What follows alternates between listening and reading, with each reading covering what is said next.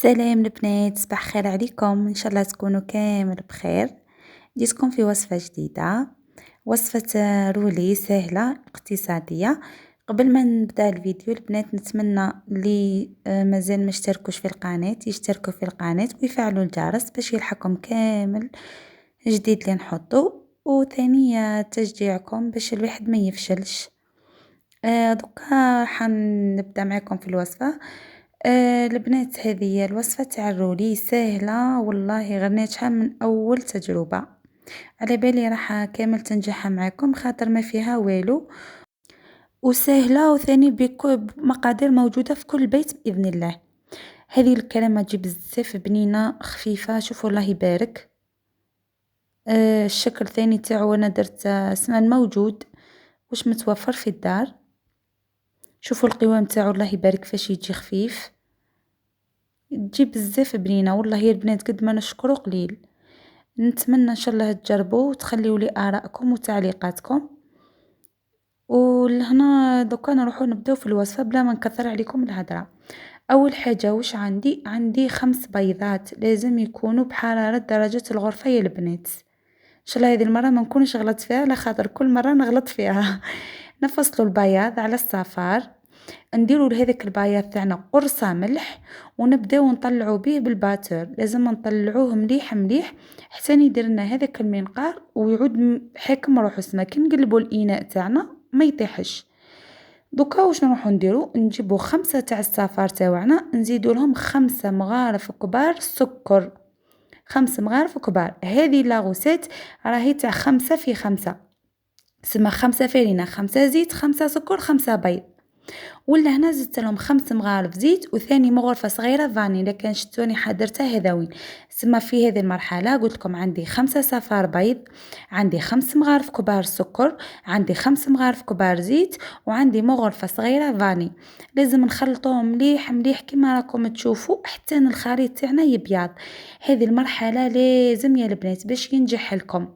اني والله ما نحب ندير في البيتخا، ماشي كامل عندنا، واي وحده تحب تجرب صح. شفتها في روحي كي كان ما عنديش البيتخا نجي راح ندير حاجه من بعد نولي نقول ما كان في البيتخا ما والله ما ندير. سما نسيني فيتي نسي ندير سما بحاجه اللي موجوده عند الناس كامل.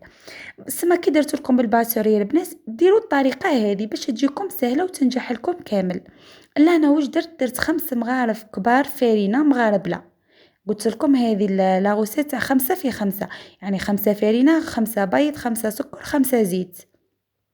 دوك بعد ما طلعت خلطت هذيك الفرينة مع هذاك صفار البيض، ما كثرتش عليه شوي برك.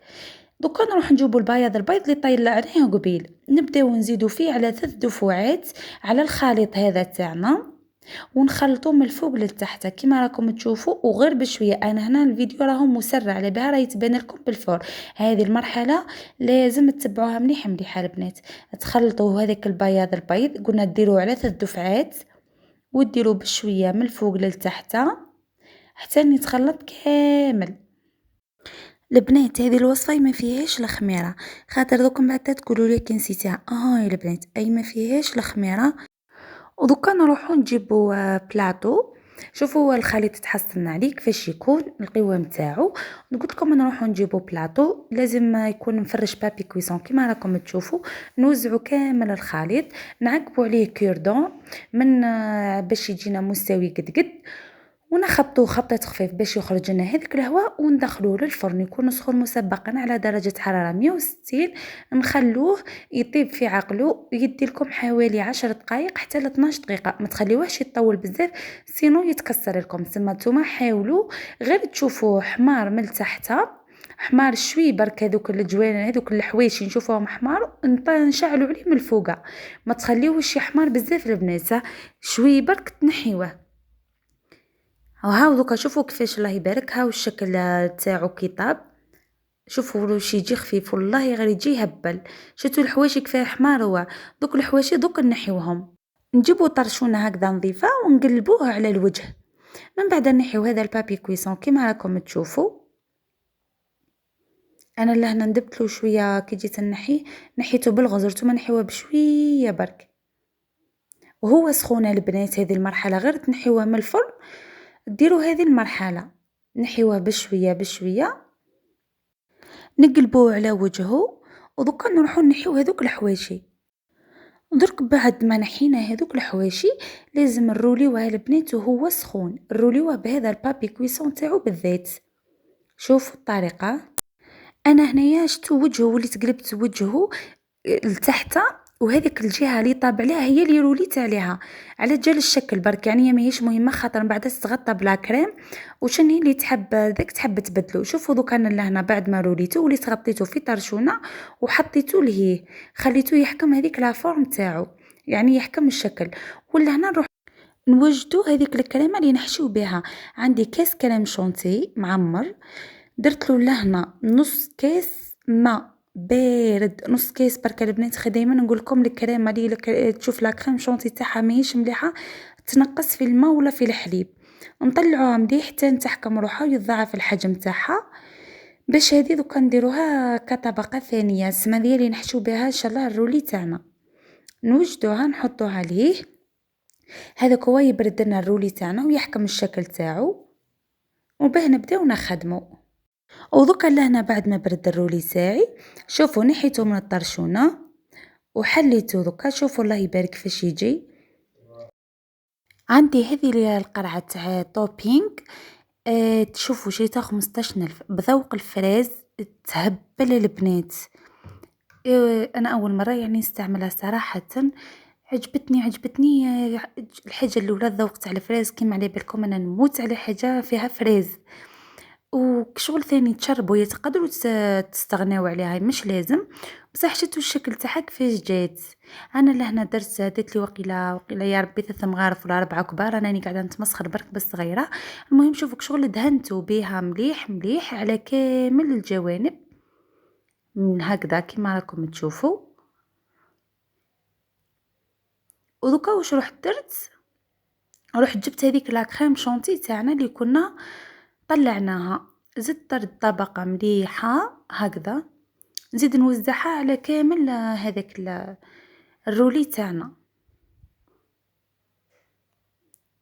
نوزعوها مليح مليح ونعدلوها مع الرولي تاعنا كيما راكم تشوفوا، تدي الشكل مستوي. من بعد نروحو نجيبو فريز، لاني قلت لكم انا نورمالمون تعيطوا لي مدام فريزه، تلمون نموت على الفريز، وحاجه تكون وين كاين الفريز نكون انا. من بعد رحت جبت، كانوا عندي حبات فريز وقيله 5 حبات ولا، قطعتهم رقيق ولحتو هكذا من الفوق، ما وزعته على الخليط على هذه لا كريم شونتي تاعي. ودوكا بعد ما خلصت شوفوا نولي نروليه. هذه اسهل طريقه، ها تروليوه عادي ما تخافوا منه ما والو، راهو يترولا معاكم عادي وما يتكسر لكم ما والو، ما تخافوش منه طول. هذا مكان، شوفوا الله يبارك كيفاش جا. شوفوا دوك كيفاش. دوكا شتو هذيك لا كريم شونتي اللي بقات ليا، نزيد نغلفو من الفوق، نديرو طبقه من هذيك لا كريم شونتي، نغطيوها مليح مليح على الجوانب وعلى ثاني من الفوقه. ماشي لازم تعدلوها على خاطر دوك تتغطى بهذاك اللوزيفيلي. اللي ماهيش راح تغطيها باللوزيفيلي وراح تخليها هكذا، تعدلها مليح. هذا مكان هاني انا لهنا استعدلتها برك. دوكا نروح نجيب اللوزيفيلي، لازم يكون محمص البنات، انا حمصته حتى ندير لي هذا اللون اللي راكم تشوفوا فيه لون ذهبي. من بعد بديت نغلف. هي من الاحسن تحطوها على 2 كيسان وتغلفوا باش تجيكم طريقه سهله. سينو غلفوها كيما راهي، المهم على بلاصه نظيفه باش تعاودوا تهزوا هذاك اللي طاح لكم وتغلفوا به. تغلفوها مليح مليح على كامل الجوانب حتى تتغلف مليح. انا هنا والله غير التزيين في بالي راني نصور، وهو تليفوني طاحت له لا شارج ولا غير طفى في وجهي حتى خلصت التزيين كامل باش تولهت. بصح ما درتش حاجه يعني يا ليا ذاك ولا، درت غير هذيك الكريمه اللي بقات لي من الفوق، وكانوا عندي حبات فريز درتهم ثاني عدلت بهم، وحبات ماكاو ثاني درت بهم. اسمع التزيين دائما نقول لكم اختياري واش عندكم في الدار.